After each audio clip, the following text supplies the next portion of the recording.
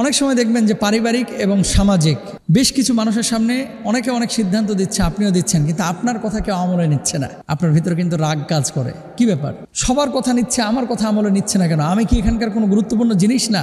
আপনাকে আবারও বলি, এই কথাটা লিখে রাখবেন, যে মানুষগুলো আপনাকে গুরুত্ব দেয় না, আপনার কথাকে গুরুত্ব দেয় না, আপনার মূল্য যাদের কাছে নাই তাদের কাছ থেকে 100 হাত দূরে থাকেন, 100 হাত দূরে থাকেন, 100 গজ দূরে থাকেন। কারণ কি, এই জায়গাটায় আপনি সম্মান পাবেন না। ধনীর বাড়ির প্রধান অতিথি হওয়ার চাইতে যেই জায়গাটায় সম্মান হয়, এরকম গরিবের বাড়িতে মেহমান হওয়া অনেক ভালো। সাধারণ মেহমান, প্রধান অতিথি না, বিশেষ অতিথি হওয়াও ভালো। এটা তো একটা প্রবাদও আছে। এই জন্য যে আপনাকে মূল্য দেয় না তার কাছে জোর করে মূল্য নিতে যায়েন না, বরং জায়গা চেঞ্জ করেন, স্থান চেঞ্জ করেন। কে আমাকে মূল্য দেয় সেখানে আমি কাজ করব। এটাই আকলমানের কাজ, বুদ্ধিমানের কাজ।